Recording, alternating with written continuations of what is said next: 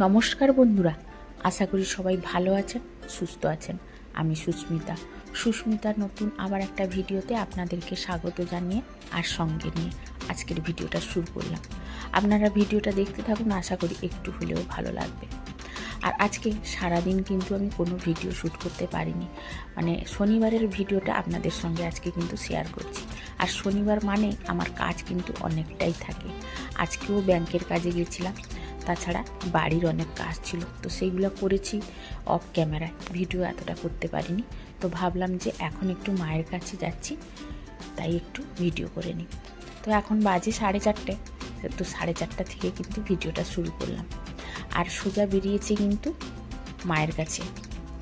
কর্তামশাইকে নিয়ে যাচ্ছে না, মেয়ের টিউশন আছে, ও বললো যাবে না, তো তাই কর্তামশাইকে নিয়ে কিন্তু বাইকে চেপে দুজন করে যাচ্ছি। যদিও বা বাপের বাড়ি আমার বাড়ি থেকে অনেকটা দূরে নয়, মাত্র 3.5 কিলোমিটারের রাস্তা, তো 10 থেকে 15 মিনিটই লাগে বাইকে গেলে। তো মায়ের কাছে যাওয়ার আগে ভাবলাম একটু মায়ের জন্য কিছু নিয়ে যাই, কারণ এখন মায়ের তো মন খুবই খারাপ, আর তাছাড়া খাচ্ছে না ও ঠিক মতো।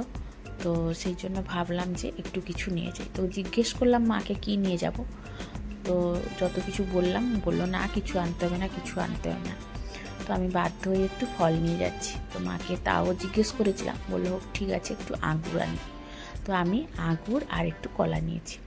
পয়সা কিন্তু আমি এনেছিলাম না, কর্তামশাইয়ের কাছ থেকে নিয়ে কিন্তু পেমেন্ট করলাম।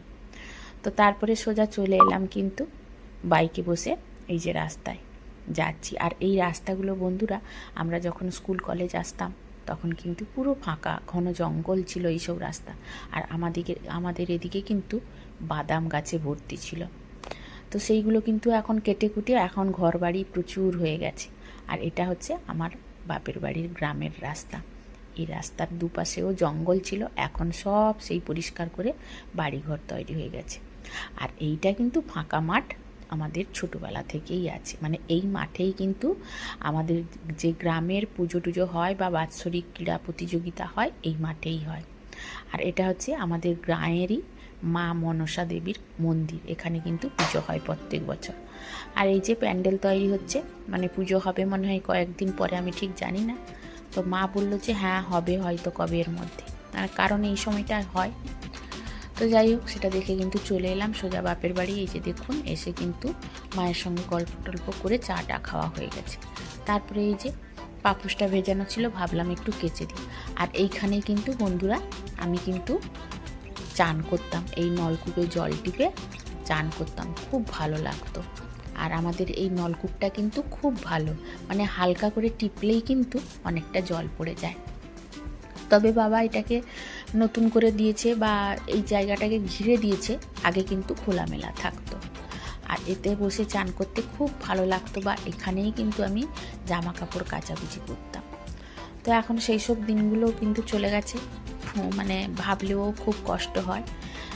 তো আর কিছু করার নেই, আমাদের জীবনটাই হচ্ছে হয়তো এরকম, মানে বিয়ের আগে একরকম, বিয়ের পরে একরকম। কেন জানি না ভগবান এটা সৃষ্টি করেছেন যে মেয়েরাই বিয়ে করে শ্বশুরবাড়ি যাবে, কারণ মানে শ্বশুরবাড়ি যাওয়ার পরে তখন বাপের বাড়ির আদরটা পাওয়া যায় না ঠিক মতো, বা পাওয়া গেলেও সেটা মন থেকে শান্তি দেয় না। যেহেতু আমরা এখানে অনেকটা দিন কাটিয়ে যাই, খেলাধুলা, পড়াশোনা, বাবা মায়ের আদর সব কিছু পাই, কিন্তু বিয়ের পরে সেটা একটু একটু করে কমতে থাকে। তো যাই হোক, প্রত্যেকেরই সেটা হয়, কিছু করার নাই। তো আমিও কিন্তু এই যে বাবা চলে গেছে, এই ঘরে কিন্তু সত্যি কথা বলতে আমার কিন্তু একদমই আসতে ইচ্ছে করে না, শুধু এই মায়ের জন্য আসা।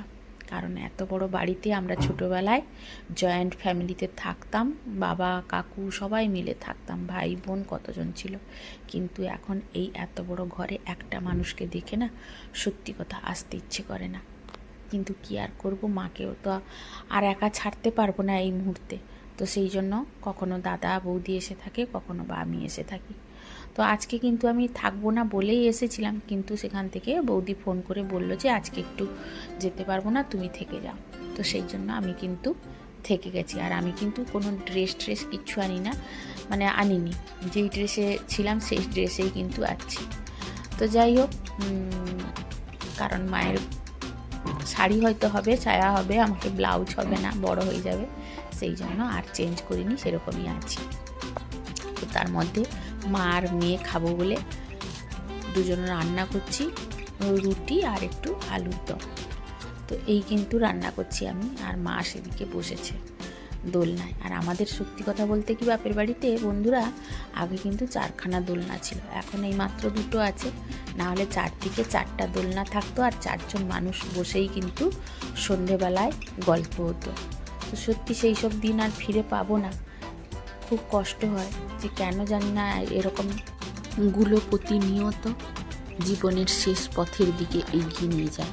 তো সেই জন্য মনটা অনেক সময় খুব ভারাক্রান্ত হয়ে ওঠে, কিন্তু এরই নাম হচ্ছে জীবন। তাই জন্ম মৃত্যু প্রত্যেকেই বলে, কখন আসে কখন যায় কেউ জানে না। এইভাবেই কিন্তু আমাদের জীবনগুলো বলতে বলতে কেটে যাবে।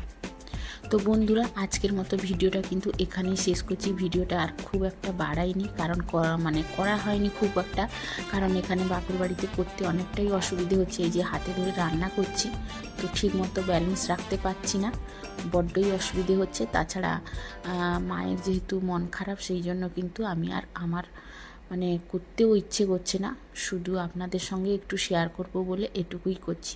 আর তার মধ্যে কিন্তু আমার কর্তামশাইও বলছে যে এখন বন্ধ করে দাও, আর করতে হবে না। আর আমি আমার মনটাকে হালকা করার জন্যই শুধু আপনাদের সঙ্গে ভিডিওটা শেয়ার করছি, আর কিছু না বন্ধুরা। তো ভিডিওটা কেমন লাগলো অবশ্যই কমেন্ট করে জানাবেন।